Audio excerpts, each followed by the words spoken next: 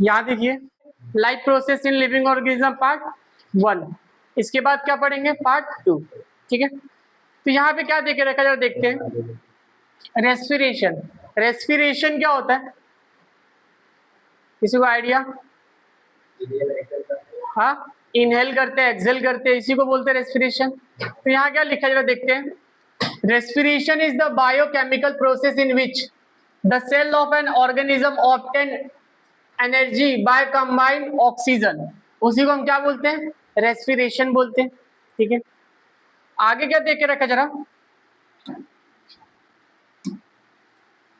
हमने तो रेस्पिरेशन देख लिया, रेस्पिरेशन क्या होता है क्या नहीं होता है। रेस्पिरेशन कितने टाइप का होता है, 2 टाइप का होता है। कितने टाइप का होता है, 2। पहला क्या होता है एरोबिक और दूसरा क्या होता है एनारोबिक। लिखा है respiration is the 2 type, aerobic respiration and anaerobic respiration. Aerobic respiration में क्या होता है और एनारोबिक रेस्पिरेशन में क्या होता है अभी देखेंगे, समझा।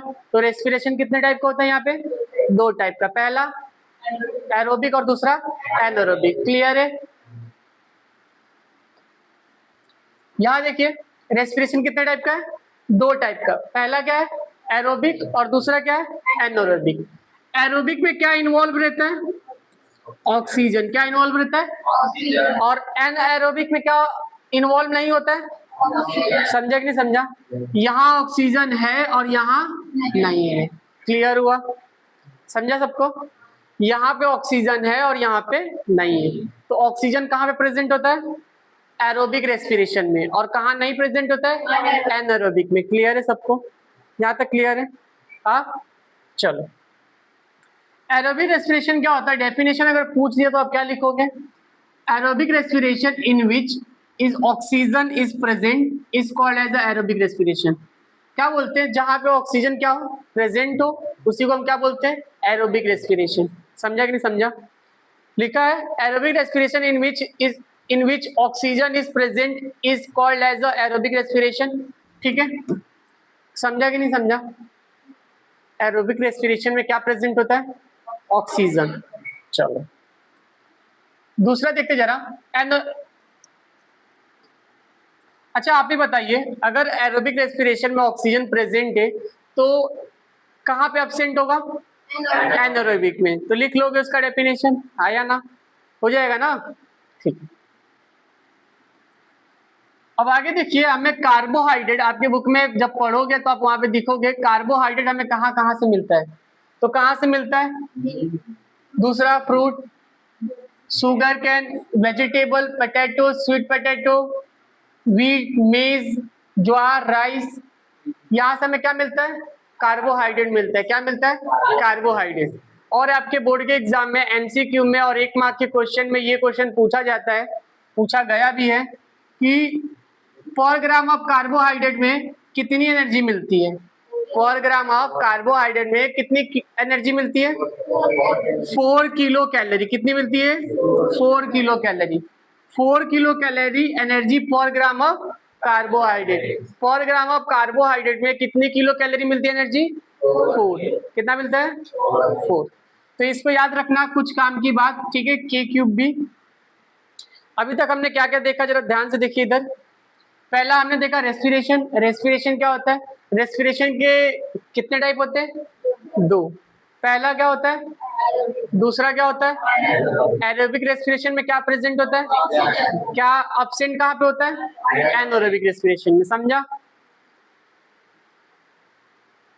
अब यहाँ देखिए, कार्बोहाइड्रेट से पर ग्राम ऑफ कार्बोहाइड्रेट कितनी एनर्जी मिलती है, 4 किलो कैलोरी मिलती है। कितनी मिलती है, 4 किलो कैलोरी। पर gram of carbohydrate 4 kilo calorie energy get B obtained. समझा। आगे देखते हैं क्या लिखा है, एनारोबिक रेस्पिरेशन लिखा है, जरा देख लेते फटाफट।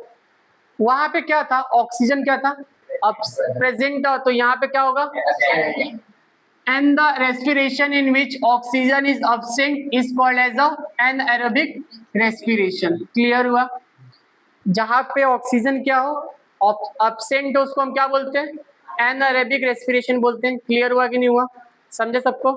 ठीक है, अब human respiration, human respiratory system क्या होता है आप सभी को पता है। इसको क्या बोलते हैं, फर्नेक्स बोलते हैं। और ये जो ऐसी लाइन आती है उसको क्या बोलते हैं? लेरेक्स। और इसको ट्रैचिया, ट्रैकिया जो भी है। और ये क्या है आपका? लंग्स।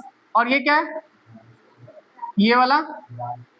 और देखो यहाँ पे ये अंगूर के गुच्छे जैसा, जब आप इसको निकालोगे ना, इसको जूम करोगे माइक्रोस्कोप में तो कुछ ऐसा दिखेगा, उसको क्या बोलते हैं? ठीक है, तो ये आपके बुक में ये डायग्राम दे के रखा है और ऐसे ऐसे बॉक्स बना के रखा है ABC करके। कहाँ पे क्या आएगा वो आप देखोगे। क्लियर हुआ? किसको क्या बोलते हैं यहाँ पे मैंने बता दिया है, आप एक बार देख लीजिएगा।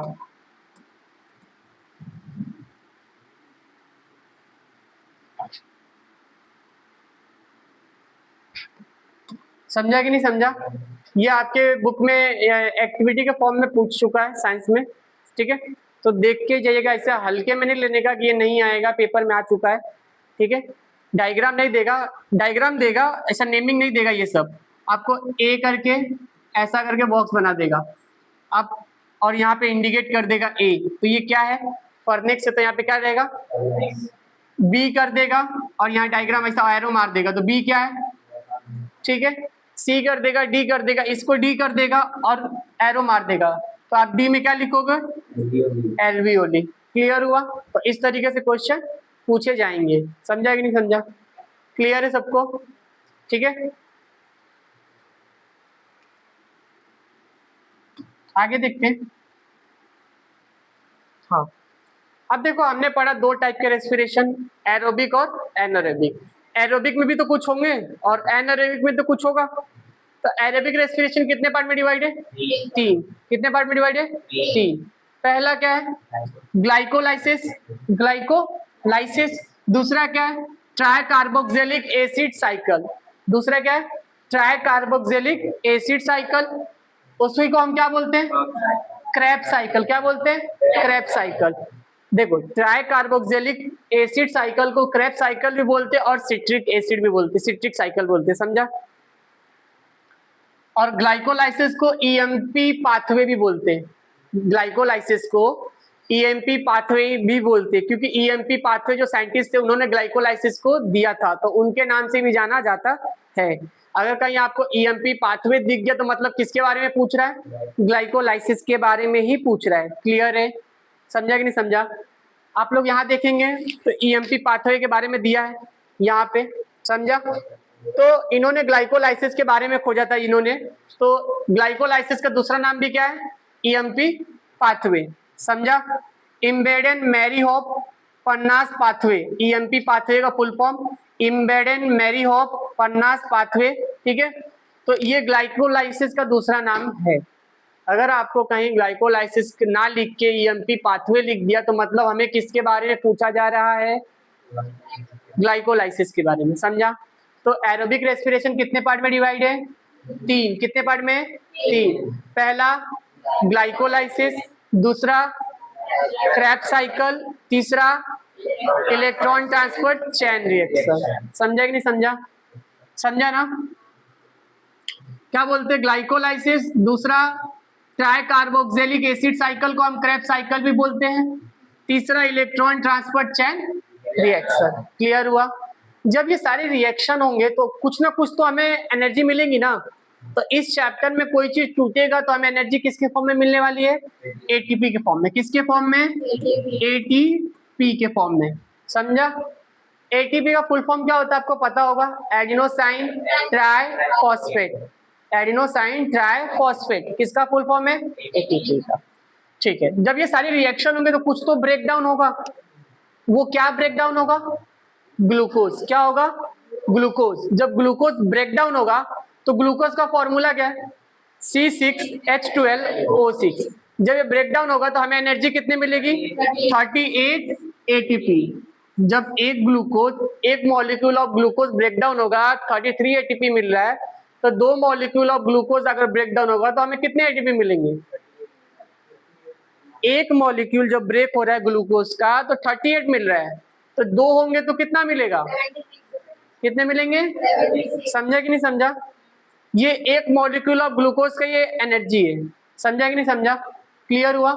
तो यहाँ पे सारी जगह क्या ब्रेक डाउन होने वाला है, ग्लूकोज, और हमें जो एनर्जी मिलने वाली है किसके फॉर्म में मिलने वाली है, एटीपी के फॉर्म में। किसके फॉर्म में, एटीपी का अगर फुल फॉर्म पूछ दिया कोई तो क्या बोलोगे, एडिनोसाइन ट्राई फॉस्फेट। क्लियर है सबका, चले आगे। ग्लाइकोलाइसिस देखते हैं, ग्लाइकोलाइसिस क्या देके रखा है, क्या पूछा है क्या नहीं पूछा, जरा देख लेते फटाफट। ठीक है, ग्लाइकोलाइसिस में क्या बोला है, process of glycolysis occur in cytoplasm. इसका मतलब क्या, जो ग्लाइकोलाइसिस होता है वो कहाँ पे होता है, सेल के अंदर। तो सेल के अंदर कहाँ पे होता है, साइटोप्लाज्म के अंदर होता है। कहाँ पे होता है, साइटोप्लाज्म। अब साइटोप्लाज्म किस बला का नाम है, किसी को पता है क्या?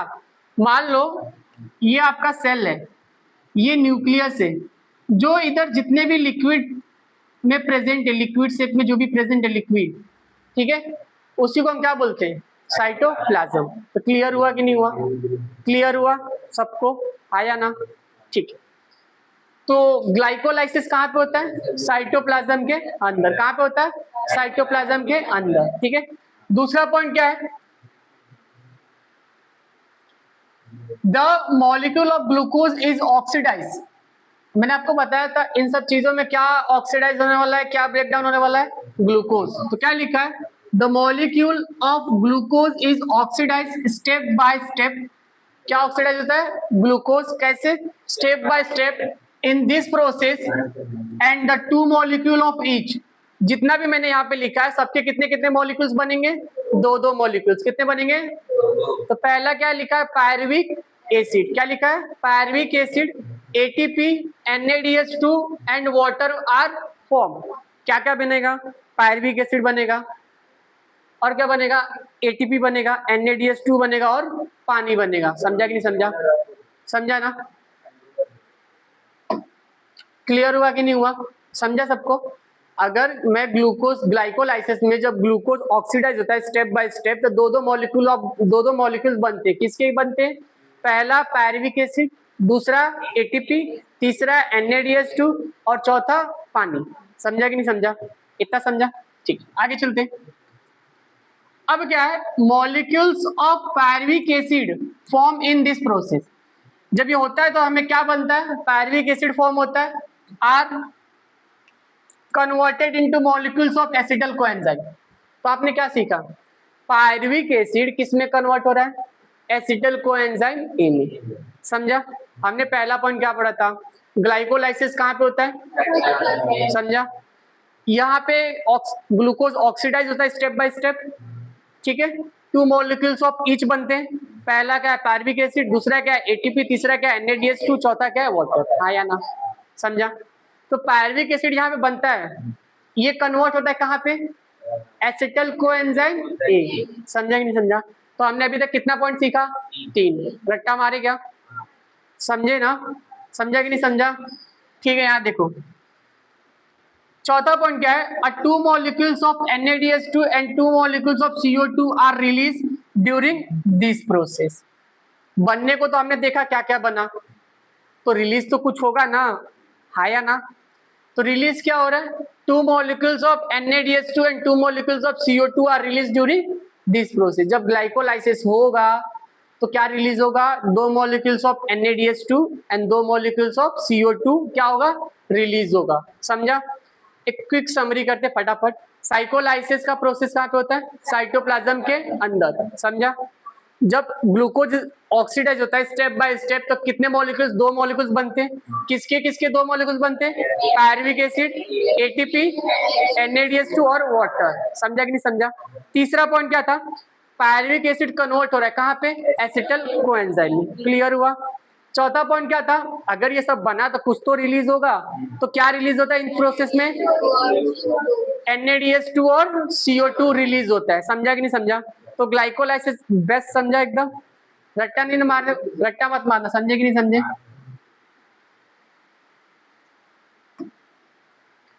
यहाँ देखिए क्या लिखा है क्रेब्स साइकिल के बारे में जरा। क्रेब्स साइकिल को हम किस नाम से जाने जाते हैं, TCA। TCA का full form try carboxylic acid cycle. TCA का full form try carboxylic acid cycle. TCA बोलूं या क्रेब्स साइकिल बोलूं, बात क्या है, एक ही है। क्लियर हुआ कि नहीं हुआ, समझा। यहाँ देखिए TCA is also known as the Krebs cycle, हम सबको पता है TCA is also known as the Krebs cycle, समझा ना, ठीक है। TCA cycle take place in mitochondria, इसको क्या पढ़ोगे, माइटोकॉन्ड्रिया, कोई माइटोचॉन्ड्रिया नहीं पढ़ेगा, क्या पढ़ोगे, माइटोकॉन्ड्रिया। पहला पॉइंट क्या था, TCA is also known as the Krebs cycle, समझा। दूसरा पॉइंट क्या था, TCA is take place in a mitochondria. Glycolysis कहाँ होता था, क्रेब्स साइकिल कहाँ हो रहा है, क्लियर है डिफरेंस। तीसरा पॉइंट क्या है जरा देखो, in TCA cycle molecules of acetyl coenzyme is completely oxidize. Glycolysis में क्या बना था, एसिटल कोएंजाइम A, और यहाँ पे एसिटल कोएंजाइम क्या हो रहा है, कंप्लीटली ऑक्सीडाइज हो रहा है, क्लियर है।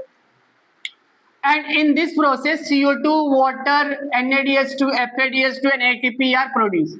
अगर एसिटल कोएंजाइम में कंप्लीटली ऑक्सीडाइज हो रहा है तो हमें क्या मिलेगा जी, CO2, HO2, NADH2, FADH2, ATP is produce. समझा कि नहीं समझा, क्लियर है, समझ में आ रहा है कि नहीं आ रहा है, समझा।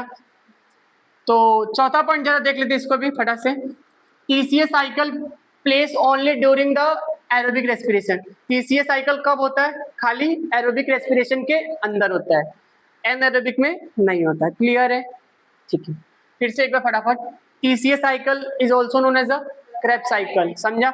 TCA साइकिल में क्या होता है, TCA साइकिल कहाँ पे होता है, माइटोकॉन्ड्रिया के अंदर। TCA साइकिल में एसिटल कोएंजाइम क्या होता है, कंप्लीटली ऑक्सीडाइज हो जाता है, तो हमें क्या मिलता है, CO2, NADH2, water, FADH2, ATP is produce होता है, समझा कि नहीं समझा।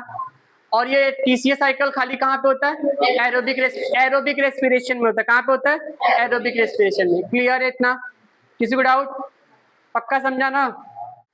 हम पढ़ने वाले इलेक्ट्रॉन ट्रांसफर चेन रिएक्शन, अभी हमने इसके पहले वाले में क्या पढ़ा था, क्रेब्स साइकिल खत्म किया था, हाँ या ना। तो अब हम क्या पढ़ने जा रहे हैं, electron transfer chain reaction. Electron transfer chain reaction क्या होता है, कहाँ होता है, देखते हैं इसमें क्या बनता है क्या नहीं बनता, जरा देख लेते हैं, ठीक है। इलेक्ट्रॉन ट्रांसफर चेन रिएक्शन में पहला पॉइंट क्या देके रखा है, जरा देखिएगा, electron transfer chain reaction take place only in a mitochondria. तो इलेक्ट्रॉन ट्रांसफर चेन रिएक्शन कहाँ पे होता है, माइटोकॉन्ड्रिया के अंदर, कहाँ पे होता है, माइटोकॉन्ड्रिया के अंदर। इतना क्लियर हुआ कि नहीं हुआ, ठीक। आगे देखते हैं दूसरा पॉइंट क्या है, molecules of NADH2 and FADH2 form during,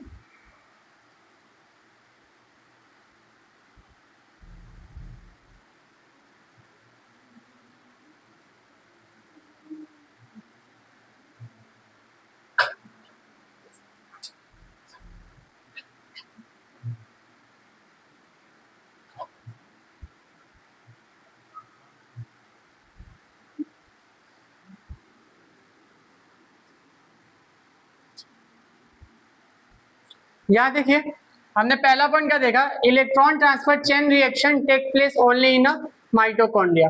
जो इलेक्ट्रॉन ट्रांसफर चेन रिएक्शन कहाँ पे होता है, माइटोकॉन्ड्रिया के अंदर, ये भी क्लियर है। दूसरा पॉइंट क्या है, molecules of NADH2 and FADH2 form during all above process और participate in electron transfer chain reaction. NADH2 and FADH2 कहाँ पे पार्टिसिपेट करते हैं, इलेक्ट्रॉन ट्रांसफर चेन रिएक्शन में, समझा ना।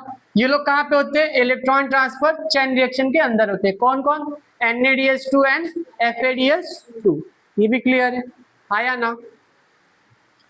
आगे देखते हैं तीसरा पॉइंट क्या है, फ्रॉम NADH2 मॉलिक्यूल्स ऑफ, देखो क्या लिखा है, from NADH2 molecules 3 molecules of ATP। एक NADH2 से कितने ATP मिलता है हमें, 3 ATP मिलता है, कितना मिलता है, 3। And from FADH2 molecules 2 ATP are produce. तो NADH2 से कितना ATP मिलता है, ठीक है, FADH2 से कितना मिलता है, क्लियर है कि नहीं है, हाँ या ना। NADH2 मॉलिक्यूल से कितना ATP, 3 ATP, FADH2 मॉलिक्यूल से कितना एटीपी, 2 एटीपी। क्लियर है कि नहीं, समझा। तो आगे देके रखा है a molecules of the glucose is completely oxidised in aerobic respiration and the molecules of CO2 H2O are produce along with energy.